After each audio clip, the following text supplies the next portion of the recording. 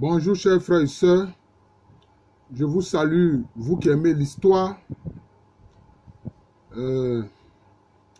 À travers cette vidéo qui est historique, je voudrais parler de ce qu'on appelle le caducée d'Hermès. Le caducée d'Hermès. Je vous en montre des images. Voilà des images du caducée d'Hermès. Les images du caducée d'Hermès. Alors, Hermès est censé être une divinité des anciens Grecs, des Grecs de l'Antiquité. Mais on le sait, Hermès, c'est une hellénisation, c'est-à-dire des Grecs ont repris ce qu'on appelle un hétérou de l'ancienne Égypte. Parce que les anciens Égyptiens croyaient en un créateur suprême qu'ils appellent Nétché ou Néter. Et puis maintenant, ces manifestations ou ces attributs sont appelés Nétérou. C'est ça qui malheureusement a été présenté par les historiens européens comme étant différentes divinités, différents dieux. Or non, ce ne sont que des attributs de manifestation. Par exemple, quand ils disent Amon, cela veut dire en fait Nétché quand il est invisible. Quand ils disent Ré ou Ra, c'est toujours Nétché, mais quand il est lumière. Voilà. Quand il dit Djéouti ou Tot, c'est Nétché quand il est parole. Vous voyez. Donc, en fait, ces anciens Grecs-là ont reproduit, ont repris ce qui est de l'Égypte antique. D'ailleurs, souvent on parle des fables de La Fontaine. La Fontaine, ce n'est qu'un plagieur. Voilà, c'est un plagieur. Quand on dit ça, certains frères européens sont choqués. Mais c'est la vérité. Vous savez qu'il y a beaucoup de contes en Afrique, dans nos traditions, qui mettent en scène des animaux. Qui mettent en scène des animaux. Ce qu'on appelle les contes. Les contes en Afrique, beaucoup de contes mettent en scène des animaux. Voilà. Ceux qui, comme moi, ont grandi au village, ont vu certains contes où on met en scène des animaux. Vous voyez. Mais c'est ce que La Fontaine a repris. Mais il n'a pas dit que ça vient de l'Afrique. Que c'est en Afrique qu'il a vu ça, et notamment en Égypte antique. Évidemment, qui fait partie de l'Afrique. Et ce qu'on appelle, on a appelé le caducée d'Hermès, mais en fait, c'est le bâton de commandement de Thoth ou Djéouti, qui est, disons, la parole. Hein, qui est la parole. C'est-à-dire, Nétché, quand il donne sa parole. C'est de ça qu'il s'agit. Vous voyez. Alors, une fois encore, je présente mes excuses à mes auditeurs aux auditeurs de ma chaîne spirituelle Jean de l'amour de Jésus. Comme je vous l'ai expliqué, ma chaîne historique, professeur Alou Kwame René, est suspendue pour 90 jours. Donc, c'est sur ma chaîne Jean de l'amour de Jésus que je poste mes vidéos historiques ou de connaissances diverses, mais qui sont, disons, de type profane. C'est aussi l'occasion de dire à ceux qui sont abonnés à mes deux chaînes, d'informer les autres qui sont abonnés à ma chaîne professeur Alou Kwame René, d'aller sur la playlist, qu'ils aillent sur la playlist de la chaîne professeur Alou Kwame René. S'ils vont sur cette chaîne-là, ou bien même s'ils vont sur la playlist de la chaîne Jean de l'amour de Jésus, ils vont retrouver les différentes vidéos de type historique que je fais en attendant que YouTube lève la sanction, hein, et le blocage de ma chaîne YouTube professeur Alou Kwame René. Alors donc, je vous ai montré ce que les Européens ont appelé le caducée d'Hermès, qui n'est que un plagiat du bâton de Djéouti ou Thoth. Alors vous remarquez, je vous ai montré les images, deux serpents enroulés autour d'un bâton central. Deux bâtons enroulés autour d'un bâton central. Et au-dessus, il y a des ailes d'aigle. Voilà, les ailes d'aigle. Alors vous remarquez que ces symboles-là, c'est le symbole que la médecine occidentale utilise. C'est aussi ce même symbole avec quelques petites différences, que la pharmacie occidentale européenne utilise. Voilà. En fait, ces symboles que la médecine occidentale reprend et la pharmacie occidentale européenne reprend ou occidentale reprend n'est qu'une reprise de ce qu'on appelle le bâton de Djéouti ou Thoth, qui est, disons, la parole de Nietzsche, c'est-à-dire l'attribut de la parole de Nietzsche, du Dieu créateur chez les Dieu créateur et unique chez les anciens Égyptiens. Alors, il n'est pas aisé pour le premier venu d'expliquer ces symboles-là. Parce que quand quand nous voyons ça sur peut-être un véhicule, ou etc., ou sur peut-être la blouse d'un médecin, ou à l'entrée, au fronton des pharmacies, des officines de pharmacie, est-ce que chacun de nous a cherché à comprendre ce que cela veut dire? Mais c'est ce que je veux vous expliquer à travers cette vidéo. Si on n'a pas de connaissances sur le symbolisme, on ne peut pas comprendre ce symbole-là. Le bâton central, c'est ce qui harmonise les deux principes qui sont représentés par les deux serpents qui s'enroulent l'un autour de l'autre. Vous comprenez? Donc, comme j'ai dit, le bâton central, c'est le bâton qui harmonise. Voilà. C'est le bâton qui équilibre. Mais, l'un des serpents représente le principe féminin et l'autre des serpents représente le principe masculin. L'un peut représenter aussi le jour, ou plutôt la nuit, pour le cas du féminin, et puis le jour pour l'autre serpent. Voilà. Donc, ça permet de comprendre la dualité qu'on voit à travers l'univers. À travers l'univers, dans la création, il y a une forme de dualité, voilà, qui est représentée ici par les deux serpents. Principe féminin, principe masculin, nuit, jour, magnétisme, électricité, voilà, force, puissance, etc. C'est ça en fait. Ça représente les deux principes. Voilà. Et vous savez très bien que même il est dit dans les traditions chrétiennes que, et d'ailleurs juives aussi, puisqu'on le voit dans l'Ancien Testament, Moïse a fait un bâton sur lequel il a posé un serpent d'airain, c'est-à-dire un serpent en métal. Et ceux qui étaient mordus par des serpents venimeux sur le sol, quand ils regardaient ce serpent métallique, ce serpent d'airain posé sur le mât de ce bâton-là, ils étaient guéris. Mais n'oublions pas que Moïse, là, c'est d'Égypte, il est parti. Moïse, en fait, même si on dit qu'il est hébreu d'origine, mais toute sa culture, au départ, est d'abord de l'Égypte antique, est issue de l'Égypte antique, des Noirs de l'Égypte antique, donc des Khmets. C'est ça la vérité. C'est ça la vérité. Voilà. Et Jésus-Christ, lui-même, il a fait quoi? Mais il s'est identifié au serpent qui est sur le mât. Il a dit que de même que Moïse a élevé le serpent d'airain dans le désert, de même le Fils de l'homme aussi sera élevé. Et ainsi, il attirera à lui tous les hommes. Je ne fais pas de prosélytisme. Cette vidéo, c'est sur ma chaîne.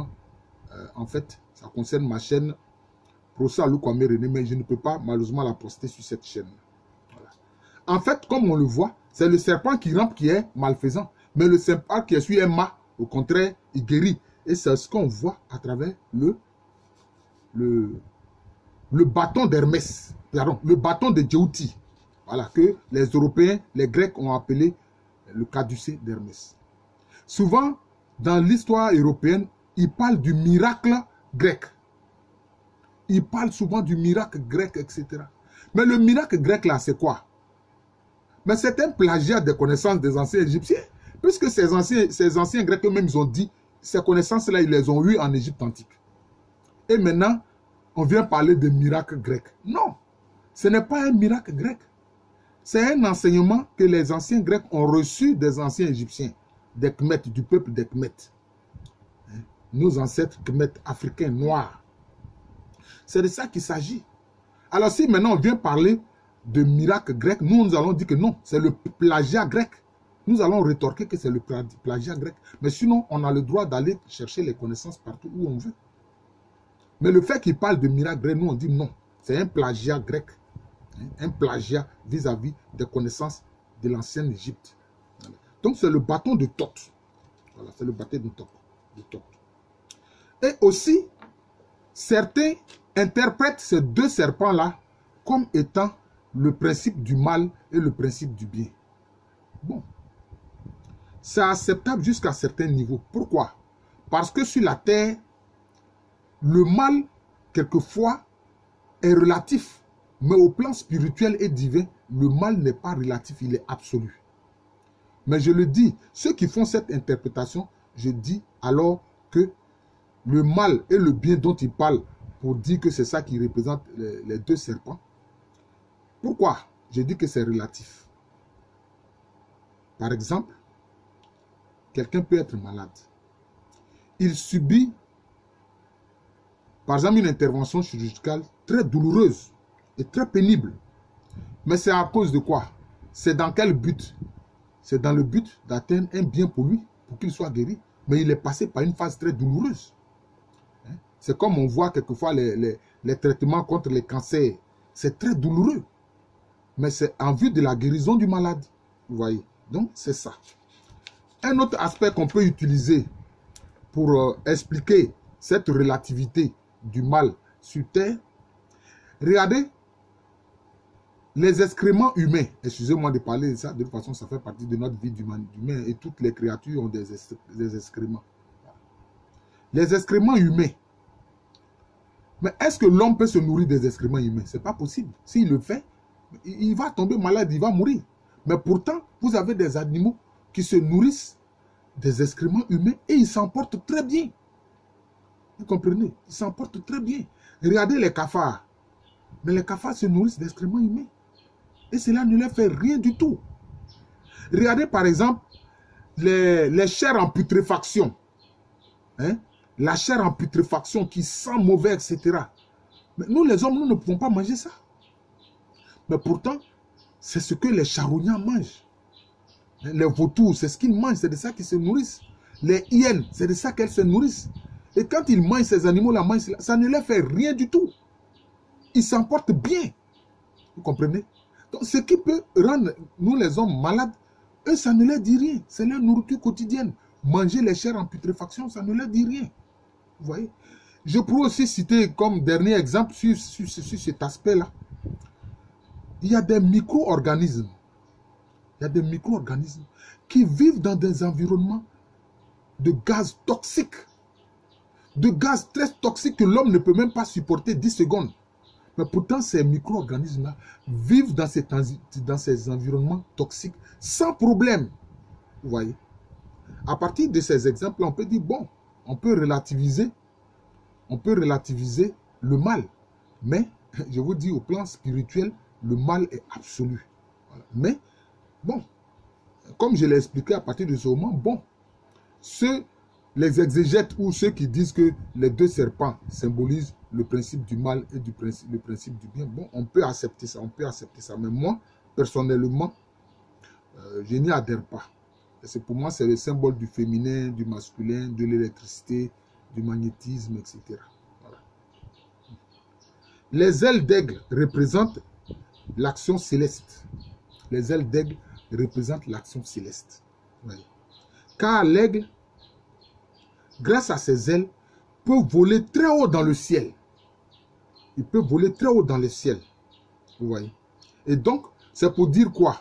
C'est pour dire que cette connaissance dont Djéouti ou Thoth est porteur, hein, ce Nétérou que les Grecs ont appelé Hermès en trichant. D'ailleurs, Athéna, c'est encore un plagiat de Isis ou Iset qui représente l'être féminin par excellence, hein, dans, je peux dire, dans les connaissances spirituelles des anciens Égyptiens du peuple de Kemet, du peuple noir. Voilà. Donc, les deux principes, féminin et masculin, électricité et magnétisme, hein, produisent la vie. c'est le féminin et le masculin unis qui produisent la vie. C'est de là aussi que vient hein, ce bâton de Thoth, de Djéouti, que les Grecs ont appelé le caducée d'Hermès. Vous voyez. Donc vous voyez que là, hein, ce symbole-là déjà hein, va contre certains comportements. Contre certains comportements, certaines déviations sexuelles. Voilà. Parce que ce symbole montre que c'est le féminin et le masculin qui produisent la vie. Et nous sommes tous d'accord là-dessus. Et le bâton central, ça symbolise quoi? Ça symbolise, comme je dis, le principe harmonisateur des deux autres principes. Mais c'est aussi le symbole de l'autorité hein, de Djéouti. Parce qu'il est porteur de la parole divine, de la parole céleste. Donc, c'est le principe d'autorité. Et vous remarquerez que le bâton sert d'autorité, de symbole d'autorité. Vous voyez?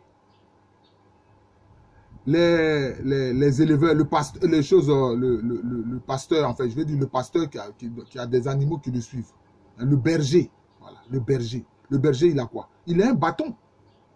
Il a un bâton pour guider les animaux. Vous voyez? Même encore aujourd'hui, même dans l'islam, on voit des imams qui ont un bâton. Et dans les armées, on voit quoi? Les généraux, ils ont un bâton de commandement. Mais, vous voyez, je vous dis que ces Européens-là, ce sont nos descendants, ce sont nos enfants. Ce sont les enfants des Noirs.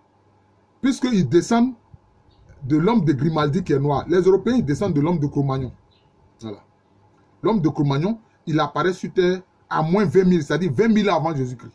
Mais quand à 40 000 ans avant Jésus-Christ, l'homme noir a passé hein, le détroit de Gibraltar, il est allé en Europe. On appelle l'homme de Grimaldi. C'est son descendant qui, 20 000 ans plus tard, est devenu l'homme de Cro-Magnon, l'ancêtre des Blancs. Ce sont nos descendants, ceux-là. Vous voyez. Mais quand ils prennent le bâton, dans les armées modernes, comme on dit, les généraux ont un bâton. Mais est-ce que vous savez que dans la culture des Yoruba, depuis des temps immémoriaux, l'Oré Katanfo, celui que les Yoruba appellent l'Oré Katanfo, c'est-à-dire le chef d'état-major de l'armée du royaume d'Oyo. Le roi d'Oyo, lui, il a petite à la fin. Mais le chef d'état-major de l'armée du royaume d'Oyo, ce royaume Yoruba, on l'appelle Oré Katanfo. Il a un bâton. La tradition dit, et la coutume et les pratiques coutumières disent que l'Oré Katanfo est un bâton que l'Alafé ne doit pas voir, que le roi ne doit pas voir. Vous voyez? Donc, le fait d'avoir un bâton de commandement, là, ça vient de l'Afrique. Ça vient de l'Afrique. Ça vient de l'Afrique. Est-ce que les Européens étaient des bergers? Est-ce qu'ils avaient des animaux qu'ils élevaient? Non. Ceux qui ont été des bergers, qui étaient des pasteurs nomades, ce sont les Sémites, c'est-à-dire les ancêtres, c'est-à-dire les Hébreux, hein, les ancêtres des Juifs, les ancêtres aussi des autres Sémites, c'est-à-dire les Arabes, etc. Mais ceux-là, ils étaient où? Où ils sont allés? Où, quand ils avaient faim, là? Quand le désert les tenaillait et qu'ils avaient des famines, des périodes de famine, où ils venaient pour venir manger? C'est en Égypte antique. Parce que l'Égypte antique était le grenier du monde. Voilà, c'est comme ça. Alors que l'homme est bien apparu en Afrique 3 millions avant Jésus-Christ. Donc nous les Noirs, nos ancêtres, c'est 3 millions avant Jésus-Christ. Et n'écoutez pas hein, ce menteur de Darwin qui dit que l'être humain descend du singe. Mais alors le singe lui descend de qui? Peut-être c'est lui, ses ancêtres qui descendent du singe. Mais nous les Africains, nous disons que non. Nous descendons de nos ancêtres humains. Voilà. C'est pour ça que hein, les peuples de culture bantou en Afrique centrale, comment ils appellent l'être humain? Ils appellent l'être humain bantou. Quand on dit bantou, ça veut dire simplement être humain. Et beaucoup de peuples font la même chose. Et regardez ce qu'on appelle les Esquimaux. Ils s'appellent Inuit. Inuit qui veut dire simplement être humain. Vous voyez, donc c'est cela. Bon. Mais souvent les Européens, eux, ils ne se déterminent pas comme être humain, mais ils se déterminent comme race blanche. Bon, ça c'est une autre affaire. Ce n'est pas l'objet de cette vidéo. Mais je veux montrer que le bâton de commandement, c'est ce qu'on voit qui est l'élément central qui harmonise les deux autres principes, le principe masculin, le principe féminin. pour montrer la vie. Mais cela veut dire quoi? Mais cela veut dire que le bâton de Djéhouti, le bâton de Thoth, qui harmonise les deux autres forces, le principe féminin et le principe masculin. Le bâton qui est accompagné de sa parole, parce qu'il est le porteur de la parole céleste. Mais cette parole a des vertus thérapeutiques. Cette parole guérit. Vous voyez? Cette parole a des vertus de guérison. Parce que c'est d'abord par la parole qu'on guérit. Vous comprenez?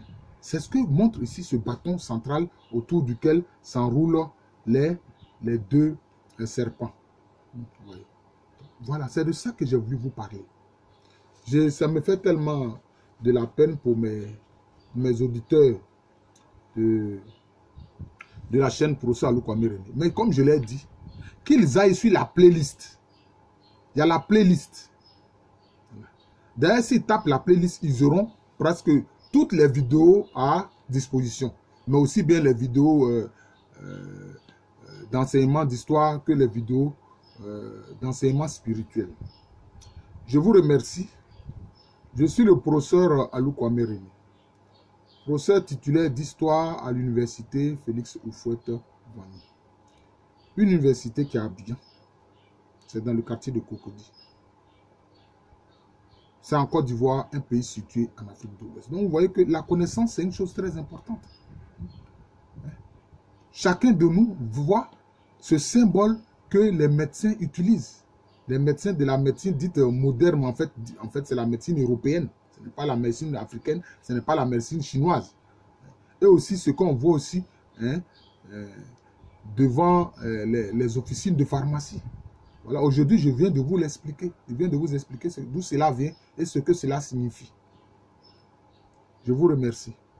Partagez cette vidéo-là. Partagez-la. Partagez-la, pardon. Je vous remercie. Je vous souhaite non seulement une bonne journée, mais aussi un très bon week-end. Merci et à très bientôt.